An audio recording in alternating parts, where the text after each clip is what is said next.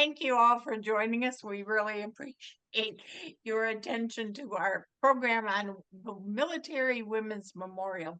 I just have a couple of housekeeping things I want to bring to your attention. And one most of you have already done is rename yourself, adding your birth year and your state. At the oh my gosh, at the bottom of your screen, you should be able to see, and if you don't see it now, you may see it after Barbara's finished sharing. And there's a row of icons, and one of them is to raise your hand. When the program is over, we're going to take questions, answers, and comments. So if you could raise your electronic hand, it's easier for us to make sure that we see you. If you raise your physical hand, you may or may not be seen right away. So electronic hands are the best. We would like you to stay on mute if you are not speaking. This will help us deter any of the noise that we may hear in the background, like garbage trucks, dogs barking, etc. So we would appreciate that. In all of the information about OLOC, we have a dialogue etiquette statement, and that is basically to come from the I. If you have statements to make, we're being respectful and considerate of all others, using language that is respectful and considerate as well. We support civil disagreements, but ask that they all be respectful and that your language does not include any racial, ethnic, or other slurs. We have a Q&A section at the bottom. Again, you should be able to find it. If not, we'll let you do them verbally at the end, which is much more exciting anyway when people ask their questions and we hear them out of their own voice. So if you have any questions about any of the technical stuff, please let us know right now. Otherwise, we're going to get started. And Barbara, with everything I've pulled up, I forgot your bio. So I'm going to say know that Barbara comes to us from South Carolina, and she's, I think, are you considered a board member of the Military Women's Memorial? But No. whatever you officially are, please tell us about yourself and then your program. We appreciate it. Thanks, Barbara. Okay, thank you. So, hi, everybody. I'm Barb Kaharchek. I am in Sumter, South Carolina, and I am an ambassador, a South Carolina ambassador for the Military Women's Memorial, which is in Washington, D.C. So you can tell by the big picture, it is located at the ceremonial entrance to Arlington National Cemetery. I'm a retired Air Force aircraft maintenance officer, Lieutenant Colonel retired, 21 and a half years, as many military men and women have around the world 2 or 3 times, and with assignments all over the U.S., the Pacific theater and the European theater. After I retired, I did some lived in my RV for several years, traveling around doing whatever I wanted, whenever I wanted, and wherever I wanted. And now I'm back in South Carolina, primarily being an ambassador for the memorial to spread the word. And so you all are going to be spread upon this afternoon. And with that, I'll just go ahead and start, and I'm happy to take questions. And once we get through with this program, and I'm keeping all my other digits besides one finger, which will be moving the slides, that the whole thing works as advertised. So a little bit of background on the memorial, first of all, just real quick. It took us being the women who were serving or retired from the military about 14 years to get it opened. We started petitioning Congress in 1983, saying that we thought it was important for women to have some kind of a memorial in the nation's capital. President Reagan passed a law in 1986 saying, okay, you can have some dirt ground. Congress and the National Park Service will figure out where it is. It took 3 years after that to 1989 before the picture that you see the building that you see, which was originally built in 1932 as the ceremonial entrance to Arlington National Cemetery. It's called the Hemicycle. Congress and the National Park Service said essentially, okay, you can have it, but you need to fix it. It hadn't been used since 1932. It was never used as it was intended. Um, we broke ground in 1990. And oh, by the way, you get to pay for all that yourself. We're not giving you any money. We're just giving you the dirt, essentially. So in 1995, we broke ground. In 1997, we opened. And the lower picture that you see on the right corner there is 40,000 women who showed up and filled that space from right in front of the where the fountain is, all the way back down the street. If you stood with your back at the entrance to the memorial, you would be looking at the Lincoln Memorial and then past the Lincoln Memorial on down the mall. So a quick 14 years. We've been up and running since 1997. However, about 90% of the people that we talk to don't know this place exists. They see the building when they go to Arlington on the trolley tour, which goes around the left side of the building, and say, gee whiz, it's pretty, but nobody knows you can go inside. It is an indoor museum. And so what I'm going to do now is play a video. It's about a minute and a half, about 90 seconds. And it is our current president, Chief Warrant Officer 5, Army, retired, Phyllis Wilson, and she's just giving sort of an overview about the memorial, and you'll see some pictures behind her of the memorial inside as well. So I'm going to start that up. The Military Women's Memorial is a testament to the resilience and bravery of 3 million women who have served in and with America's military. Here, their stories are preserved, celebrated, and shared because their stories matter and deserve to be heard. Our thought-provoking, informative exhibits educate visitors on women's service in peace and in war, the obstacles they overcame, and their incredible contributions.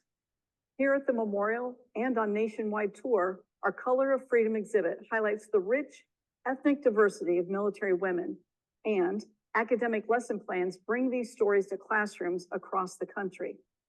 Through provocative programming like our Women, Peace, and Security series, we explore the unique perspectives and talents women bring to the global security environment. From our national digital register with more than 307,000 women's stories, to our world-class archive of rare artifacts and topic-rich research library, the memorial is a one-of-a-kind national treasure and the first stop for scholars who want to learn more about military women's service. The memorial provides a powerful glimpse into the women's relentless pursuit of the privilege to serve one's country without gender-based artificial barriers. It tells the stories of trailblazers and unsung heroes who are empowering and inspiring examples for all Americans. Okay, so that was a real quick review. Again, a couple of things that she mentioned. The memorial is the only national repository that documents military women's service from the Revolutionary War forward to today. And of course, the women that were in the Revolutionary War were very often on the sly, dressed up as men, and not discovered until they were significantly wounded. And when the doctors discovered they were female, you're out. However, women did draw pensions who served in the Revolutionary War and taking the place of their husbands. As you saw, it's a museum with lots of exhibits. We also have a Hall of Honor, which has 3 sister stones cut out of the same granite block that the Tomb of the Unknown Soldiers was cut from. And as Phyllis said, over 3 million have served, less than 11% are registered. And actually, the number that she quoted, 307,000, is now over 317,000. So we're making inroads, but we're still way behind in terms of women registering their service and taking their rightful place in history. And over 30% of that 3 million are deceased. That would be women from the Revolutionary War, the Civil War, World War I, and World War II, on up until today. And so we have lost a lot of stories over time that we're hoping that we can recoup. And I'll talk a little bit more about that later. These are a couple of slides that show some of the exhibits, and you saw those behind Phyllis when she was talking, but every major conflict is represented, and these exhibits rotate in and out, and the items that you see are items, personal mementos or uniforms that women have donated to the museum over time. Here's a couple of others, and then a picture of the Hall of Honor, which has every flag, a flag from every state, plus the 3 sister stones that I mentioned there earlier. Phyllis mentioned the Color of Freedom exhibit, talking about the women of color who have served in our country. And this is another exhibit. The Color of Freedom is actually a traveling exhibit. So folks that want to have exhibits from the memorial that they've put together for a traveling effort, those can be arranged to come to your place where you are. The latest exhibit that just came online is a Sea Change, which is in the memorial, but it's all about women serving on combatant ships. So that would be destroyers, aircraft carriers, and submarines, for example. For a long time, women weren't allowed there. It's going to take a side note right now. The Color of Freedom exhibit, the picture of the women that you see in uniform there is a picture of the 6888th Postal Battalion. Here's a quick history lesson. This is part of my job too, as I'm trying to convince women that it's important for them to register their service, that they appreciate the nature of history. This battalion in World War II was tasked with going to England and recouping 17 million pieces of mail that the U.S. Postal Service just got behind the power curve on. And oh, by the way, do it in 6 months. The woman standing in the front is Major Charity Adams Early. She was the commander of the unit. They went to England and they did it in 3 months. So the setup failed. They were then shipped over to France and remained in in the theater for the remainder of the war. Now, the reason I'm taking time out for this is because there is a new movie that's called 6888, which is the battalion's numeric, 6888. 6888, that's coming out next month. It's going to be in the theaters on December 6th. It's going to be on Netflix streaming on December 20th. And the young woman you see, the Major Charity Adams, at that time she wasn't married, who was in charge, her role is being played by Carrie Williams. The movie is directed by Tyler Perry. So we're kind of excited about that. And it's about time that these women were recognized. They were in 2022, as a unit, the battalion was awarded the Congressional Gold Medal. And of course, most of those women have since passed on, but their history is now being reenacted. So here's a little bit about who can register for the memorial. It is not just a memorial for women who served in the primary armed forces, Reserve and National Guard. And you can see by that slide that there are other categories with the Public Health Service, the Cadet Nurse Corps during World War II, and women who served in the Red Cross, USO, YW, YMCA during the periods of war. The Hello Girls, there are lots of different categories that are eligible, that women are eligible to register their service. The pictures, the 2 pictures on the right of the screen, the first, the overlay one is a postcard. We have postcards that we hand out as we go around and set up display tables. And the bottom right picture is a screenshot of a woman who's just registered on her phone. And that's the screen that comes up. And that's what we're trying to get women to do, to take their rightful place in history. This is what happens when a woman registers. It creates a page like the one right in the middle that doesn't have anything on it. And we ask that the women put their picture on and tell some of their stories. It's not a bio, it's not a resume. Dottie, wave your hand. That is Dorothy Baker. She is in the lower right picture right there, Chief Master Sergeant. Bless her heart, consented to register with us at the age of 92. It is never too late to register. So Dottie, good to see you. You can see on the left side is Deborah Sampson, who was a Revolutionary War woman who dressed in men's clothes and served again until she was wounded and discovered, and out the door she went. But she applied for a pension and was given one of $8 a month. Probably $8 was pretty good money back in the 1780s. The other woman that's on the left that you see there is Dr. Mary Edwards Walker. She was a Civil War surgeon. She was given the Medal of Honor after the Civil War in 1867. In 1911, when Congress changed the rules about who could receive it, they included the word soldier. And then they contacted her and said, give us the medal back. And she said, no. And she kept it, wore it until she passed away in 1911. And at that point, her family caved into the pressure and returned the medal to the government. However, during Jimmy Carter's presidency, the Secretary of the Army reissued the medal to her descendants. So she remains today the only woman to ever receive the Medal of Honor. And the reason you see that quarter picture right there in the middle is because, as you may know, the government of the U.S. have had a women's quarter program going on since 2022, with 5 quarters issued each year between 22 and 25. And those quarters each year have a African-American woman, a Caucasian woman, a Latina, a Native American woman, and a Asian woman. So this year, in June of this year, the quarter with Dr. Mary Edwards Walker was issued, and that is a picture of the face of the quarter.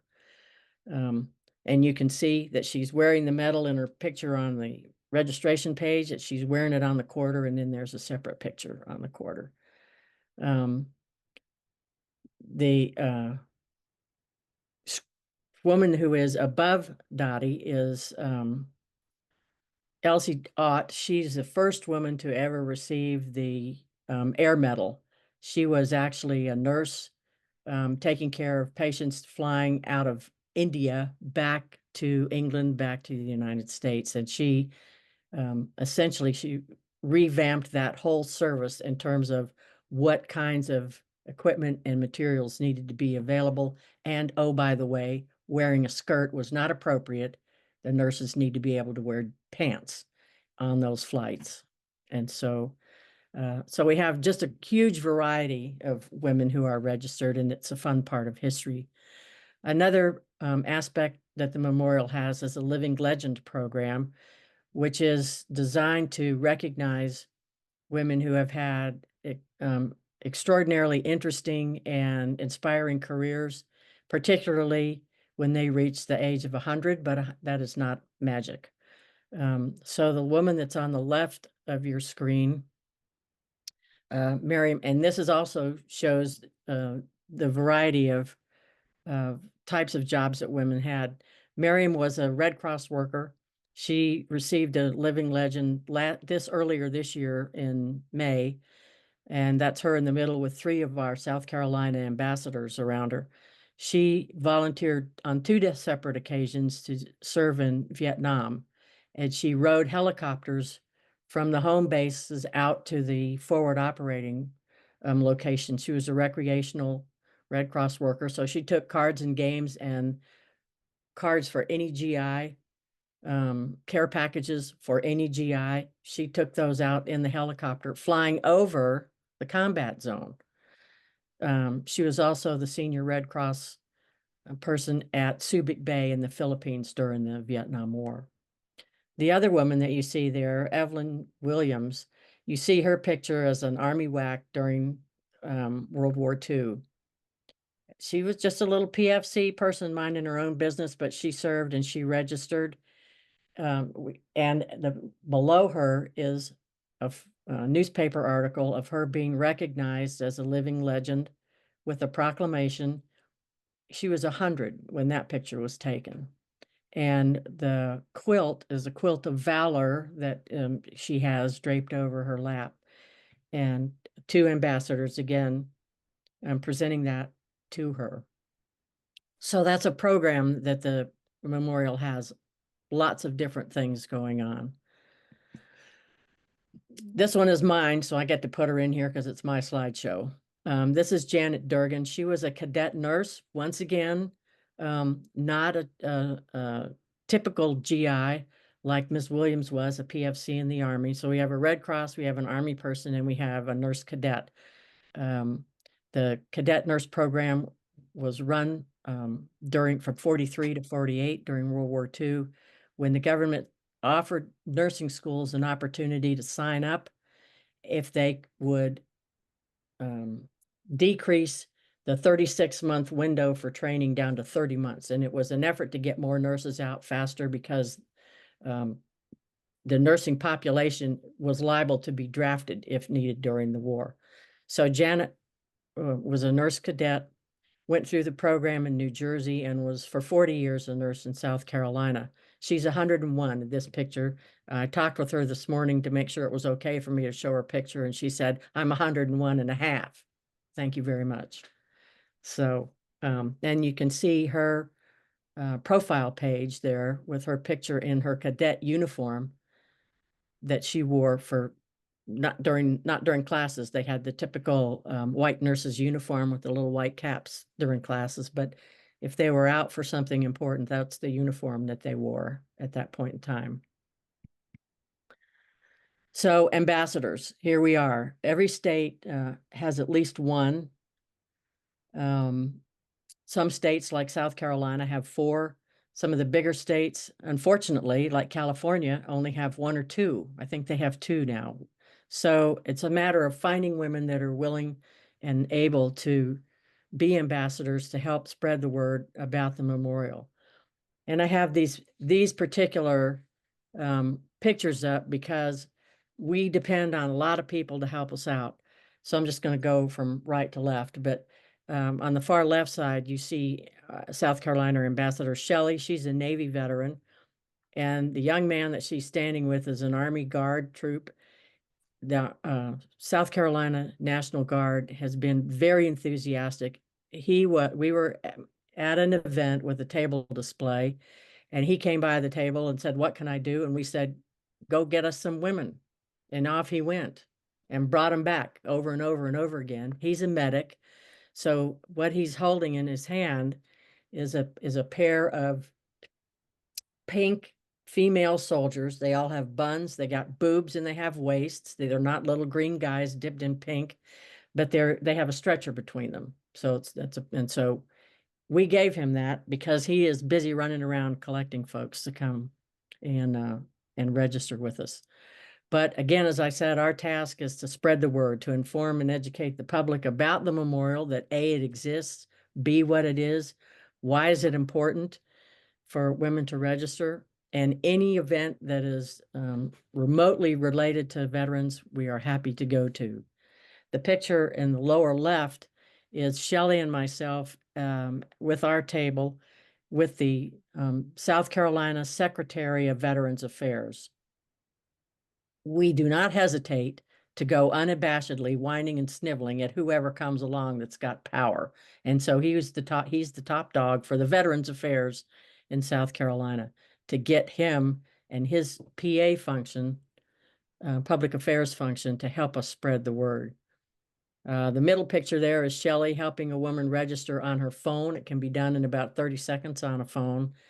And then you see me making a presentation in that picture, the lower right, to a genealogical society. And then I was also invited to speak to the morning show at our local radio station here in Sumter. So we are all about spreading the word. And I will say to all of you that are watching today, you have been spread upon today officially. We also have public service announcements, and those are the 3 picture. I've lost my screen, so now I don't know what's in the top picture, but on the right, but the, those public service announcements are posters and also PDF files. So our little guard guy that I showed you in the other picture, took those PSAs and put them up on the base television information channel. And so they were rotating around. And then the middle section is a different kind of a postcard that we have that we have to give to women that has a QR code that they can scan with their phone and stand right there and do a very basic registration to get themselves started. This is another program that we have that I sort of alluded to a little bit earlier. I mean, the whole business about this is for women to take their rightful place in history. We have a place. It's just a matter of taking it for our own and standing up for it. The other thing that we have going on is an Adopt a Veteran project, because we have that 30% that we know have passed on. And what happened when the memorial opened back in 1997, it was flooded. There was good publicity about it, but it was flooded with people cutting obituaries out of newspapers and mailing them in. And they're still doing that today. I emailed with a woman just last week who was who had an obituary of a woman that she knew that had served in the Air Force, I believe is right. And she was wanting to know the address to send that obituary to. And so we emailed back and forth, and the woman was already registered, fortunately, but her obituary had some significant information that wasn't on her profile page. So the woman told me where to find the obituary, and I got it online and sent it up electronically. And so that woman's profile page has now been updated. So if you're interested, if you like doing research, you can participate by registering yourself as a friend at no cost ever, never. It never costs a woman a nickel to register her service with the memorial. The only time she spends money is if she goes buying swag in the gift shop. But to become a member of the registry of the memorial, it doesn't cost anything. Family can register. Family members can register and register their deceased family members. Obviously, we prefer to have a woman who is alive register, because she can update her registration for her life. I registered in 1993. I updated mine in 98 when I retired, and I updated it last year after I slept and dreamed a thing or two. So a woman can update that, change her picture, add information. If you register your family member, or if you take part in this program by adopting a veteran, if you do that, the folks at registration@womensmemorial.org would send you a packet of material with instructions how an obituary. But you are free to do more research on Find a Grave, on Ancestry.com, whatever kind of stuff that you can come up with. But when you're registering somebody other than yourself, you have a 30-day window. So we just tell people, you get all your information together at one time, get it all together, fill out the forms, register the woman. And if at later date you find out more information, you send an email to registration@womensmemorial.org, and they will update the information. So what do you get when you register, besides being a part of the most unique sisterhood in the United States? We aren't supposed to use the S word, sorority, because we don't charge dues. There are no fees associated with this organization. But as a member, you can subscribe to the register right there in the middle of the page, which is a newsletter that comes out typically quarterly. But if there's a lot of excitement going on, like this month, we put one out because it was November, it was Veterans Day. There were lots of activities going on. The announcement about the 688 movie coming out. So there was a November issue this year. But a woman can subscribe to that newsletter. It's an e-event. It's an e-newsletter. On the left, you see what kind of address labels you can be sent and stickers that say I support women veterans. And then on the right side is a 2024 special edition calendar. Not every year, but very often, these special edition calendars will be published and with a specific subject matter. So in this case, it was the things she carried. What kind of items did women, what did their purse look like? What did their first aid kits look like? What did their, whatever they carried? So that whole calendar each month shows that sort of thing. This year, 2025, the calendar is the history of the building of the memorial. And so you see how it was constructed and built, how the designs and exhibits inside were built. So a lot of times women say, well, what does it get me when I register? This is what it gets you, beside the fact that you are a proud woman serving your country and you are part of history.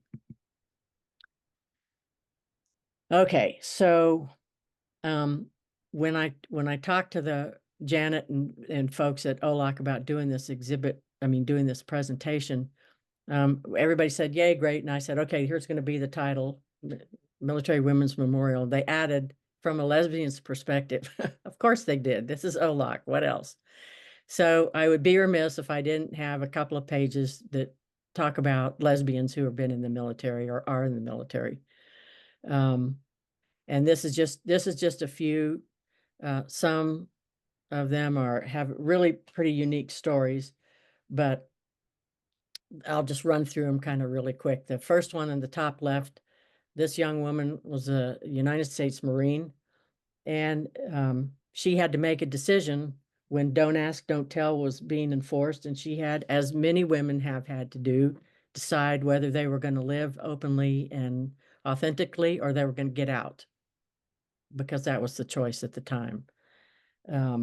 So she ended up leaving the Marine Corps, and she talks about it on her page, that she did have to leave the Marine Corps, but she got out. She went to journalism school and then decided, after Don't Ask, Don't Tell was rescinded, she went back into the Marine Corps and served as a public affairs officer embedded in Fallujah, Iraq. So she went in, she went out, and she went back in again as the times changed. The young woman in the 50s uniform, Nell Phelps, has a great story that remains debated today. But the story is, she was working for Dwight Eisenhower in his secretarial pool, and it came to his attention that there were a bunch of lesbians in the motor pool. And so he came out to his secretaries and said, put out this piece of information that there are lesbians about and we're not going to have it.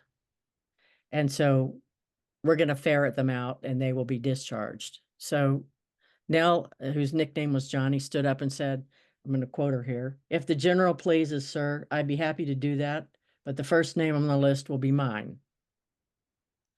And the secretary, Eisenhower's secretary, then stood up and said, "If the general pleases, sir, my name will be first and her name will be second."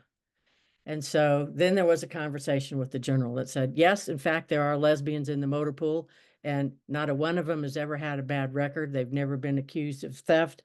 They've never done anything wrong. But we'll be happy to roust them all out if you want to have a depleted motor pool. And that was the end of that conversation. And so they all stayed. Now, whether that's the truth or not remains to be seen. However, below Ms. Phelps is Lieutenant Colonel Bree Fram. She is active duty to this day. She is the first trans woman out senior officer in the U.S. military. She came out the day that the transgender ban was dropped in 2016.